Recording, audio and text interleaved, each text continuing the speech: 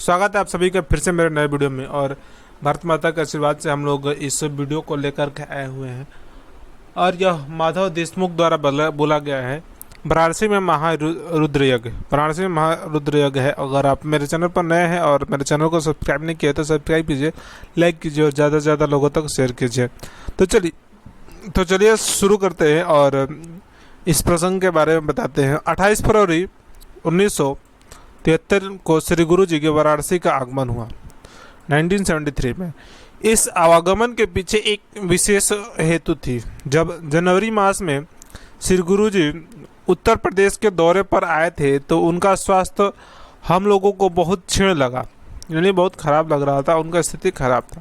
उधर श्री गुरु जी अपने स्वास्थ्य की जांच करवाने के लिए बम्बई गए और इधर हम लोगों ने प्रयाग में भृगु संहिता वाले पंडित जी को भी श्री गुरु जी के जन्म पत्री दिखलाई और उनके स्वास्थ्य के बारे में जिज्ञासा व्यक्त की और उनसे पूछा कि उनके स्वास्थ्य कैसी रही। उन्होंने जिज्ञासा की। जन्म पत्र देखकर उन ज्योतिषी पंडित ने बड़ी अशुभ बात बताई थी।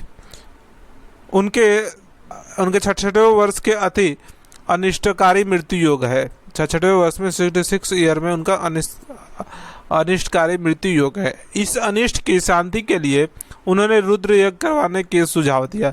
इसी के सुझाव से अनुसार वाराणसी में मेरे घर पर महारुद्र यज्ञ के आयोजन किया गया था और महारुद्र यज्ञ की आयोजन किया गया। श्री गुरु जी के सोचे, श्री गुरु जी के लिए इतने पॉपुलर थे, इतने अच्छे संचालक थे कि उनके लिए महारुद्र यज्ञ संयोजकों ने किया था।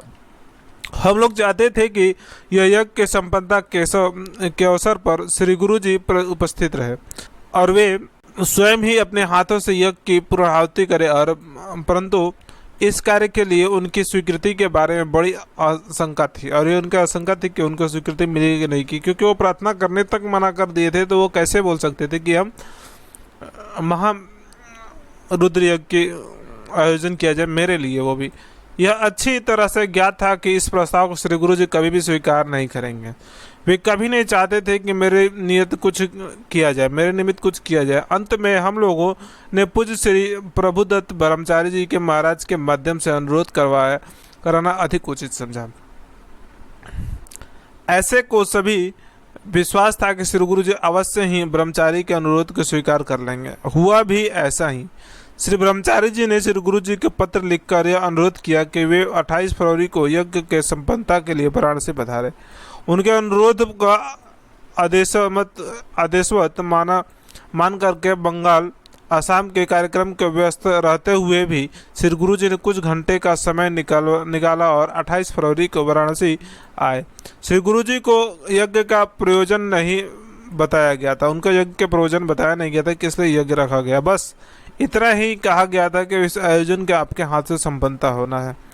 तो प्रतिपद के शुभ दिन पर महारुद्र यज्ञ आरंभ हुई और वाराणसी के विख्यात वैदिक पंडित ने इस यज्ञ के उत्साह सहित भाग लिया और उनके ही सहयोग से यज्ञ के विविध कार्यक्रम के विधि सहित संपन्न होते रहे। यह यज्ञ 9 दिन का होता था और एकादशी 28 फरवरी 73 के दिन इस यज्ञ की पूर्णाहुति होनी थी। इस वर्ष 28 फरवरी को ही श्री गुरु जी का जन्म दिवस भी था, यानी 28 फरवरी को जन्म दिवस भी था, वो पंचांग के माध्यम से।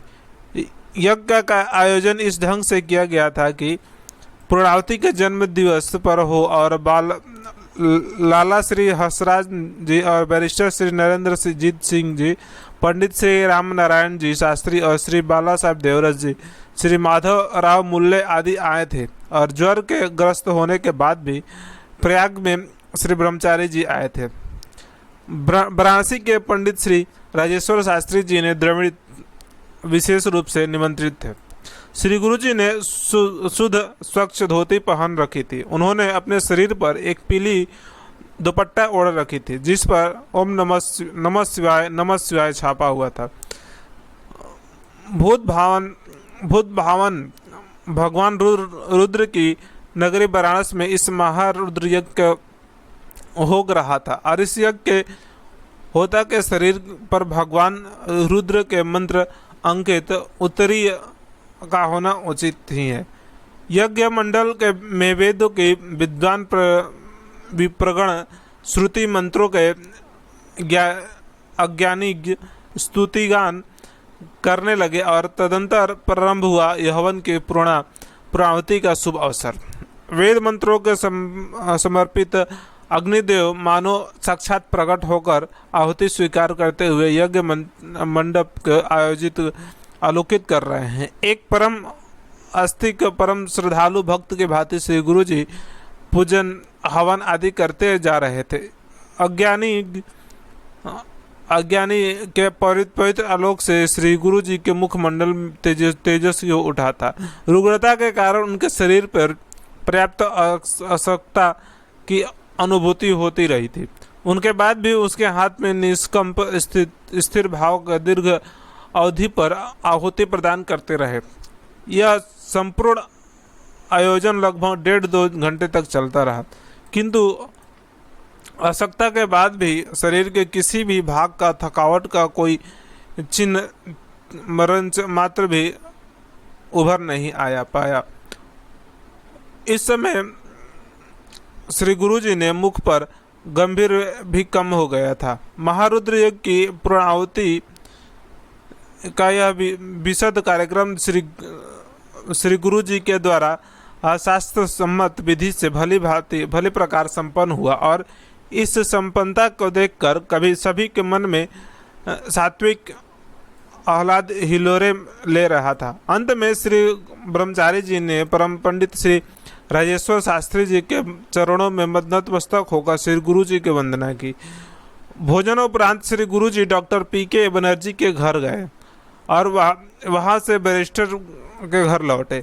लोग मिलने के लिए आने लगे तो श्री गुरु जी उठकर बैठ गए और आने वाले लोगों को श्री गुरु जी कुशल क्षेम पूछने लगे। इस बात की चिंता के मध्य उन्होंने एक बार फिर भूलकर भी उस महारुद्र के बारे में नहीं पूछा, जो कुछ देर पहले विशद रूप से संपन्न हुआ था। रात्रि में श्री गुरु जी प्रस्थान करने वाले थे। प्रस्थान के कुछ पूर्व श्री माधवराव मूले उनसे मिलने के लिए गए थे। श्री गुरु जी ने उनके यज्ञ के विषय में पूछा और इसके पहले अब तक किसी ने भी यज्ञ के बारे में चर्चा हुई ही नहीं थी। श्री माधवराव मूले ने सहमते हुए यज्ञ का हेतु बताया। श्री गुरु जी शांत भाव से सुनते रहे। श्री माधवराव मूले के कथन के बाद श्री गुरु जी प्रभाव के लिए उठ खड़े हुए और मानो वे स्पष्ट रूप से कह रहे हैं कि इतने विशद रूप में, इतनी विधि सहित और इतनी श्रद्धापूर्वक जो यज्ञ आज हुआ है, इस यज्ञ का फल के भोक्ता वे नहीं है और ये उस के भोक्ता वे नहीं है। लोग कहते हैं कि स्वास्थ्य क्षीण हो रहा है, अतः विश्राम करें, पर जिन्होंने विश्राम को ही विश्राम दे दिया हो और ऐसे ही श्री गुरु जी के एक पूर्ण अनासक्त योगी के भांति चल दिया। वे चल दिए एक ऐसे यात्री के भांति जिसमें पल प्रतिपल चिंता रहती थी कि उसका मार्ग तय करके लक्ष्य पूरा करूंगा और जिसके मार्ग तय करूंगा उसके लक्ष्य पूरा करूंगा। और इन्होंने यह गुरु जी का आदर्श था और उन्होंने कुछ बोला नहीं और यह देख करके आगे बढ़ गए। तो आशा करते हैं आपको ये वीडियो अच्छा लगा होगा। अगर वीडियो अच्छा लगा है तो मेरे चैनल को सब्सक्राइब कीजिए, लाइक कीजिए और ज़्यादा से ज़्यादा लोगों तक शेयर कीजिए। धन्यवाद मेरे वीडियो को देखने के लिए।